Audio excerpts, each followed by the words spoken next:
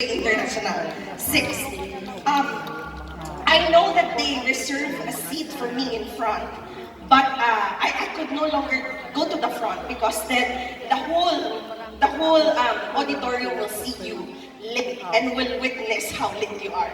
So I had no choice but to sit at the back. And when I was seated at the back, I was no longer seated with the topmost leaders of RIWAY International. I was seated with the Team Elite Pegasus of Indonesia.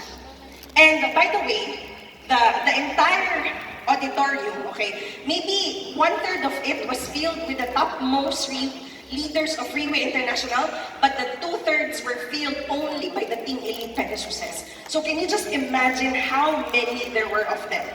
Can you imagine? And so I was seated at their back, okay, and usually when I sit with the topmost leaders of RIWAY International, nobody notices me anymore.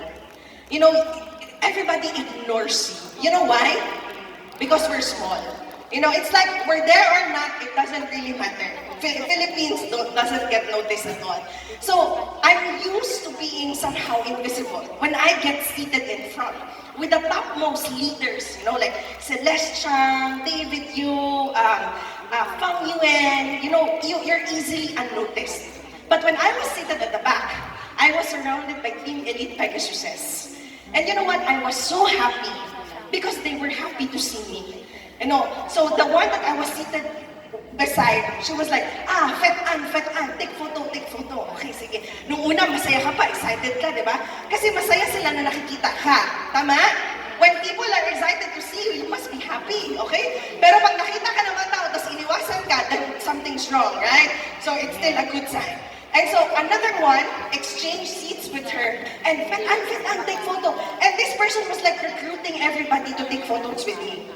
And at first, I was feeling happy and excited. Finally, some people excited and happy to see me, you know? But then after a while, I couldn't concentrate. I couldn't focus. And then it was only then that I started to realize how much I wanted that VIP seat in front. You get me? Because sometimes when people get too excited, it gets in the way of you focusing on things. And it wasn't until I was surrounded by these people who were overly excited that it wasn't until that I realized how much I have taken my seats for granted. You see, these seats when we signed up to do RIWAY International, we signed up to do RIWAY International. It's not exactly because of the seat. Tama ba? We wanted to do RIWAY because we wanted to earn money for ourselves. We wanted to sustain per year. We wanted to help other people. We want to achieve something. But the seats, it's the least of our concern. Am I right? But along the way, RIWAY would never fail to give value to the people who have been most productive and cooperative in the process. That in every single event, the topmost leaders, Pavo and above, they would always have a seat in front to give value. And it wasn't until that Indonesian event that I started to realize, sometimes when you're too exposed or when you're too used to receiving, sometimes it loses its value.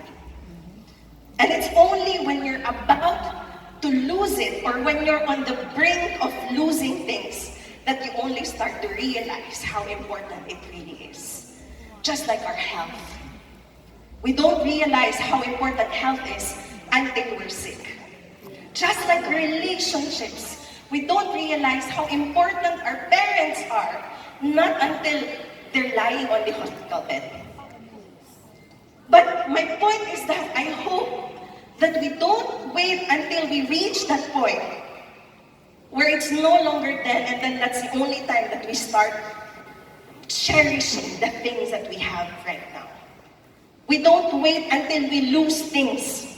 Only we start to cherish and be grateful for things. Are you grateful right now, Philippines? Yes. Are you grateful for RIWAY, Philippines? Yes. Sabi ni Benjong kanina, okay, para ilayo ang mga evil spirits, kailangan mag-ingay, okay? Mabuhay, Philippines!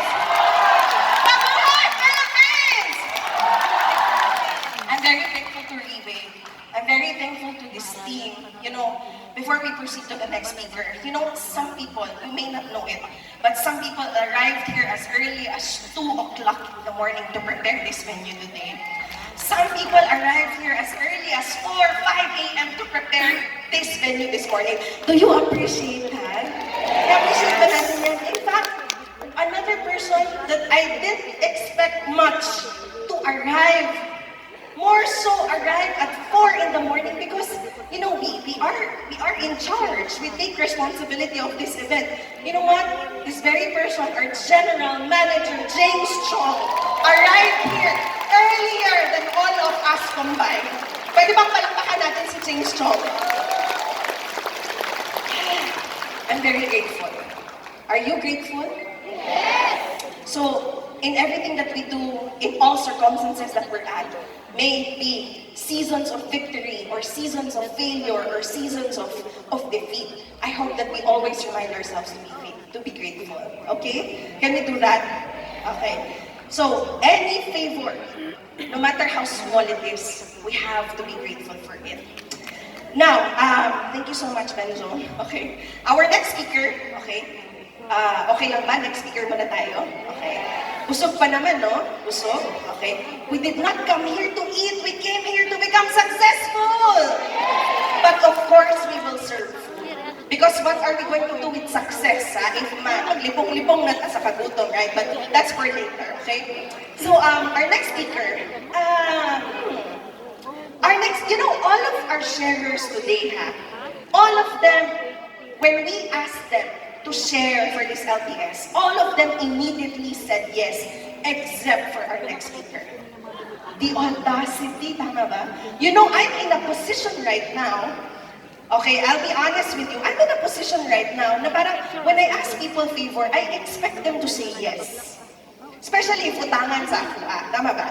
So, but you know, because of how much you have overcome together and how much you've done and built together, somehow when you are somehow close to that person, you've done a lot of things together. Isn't it that when you ask for a favor, you expect them to say yes because you too, you're willing to say yes. Do you get me?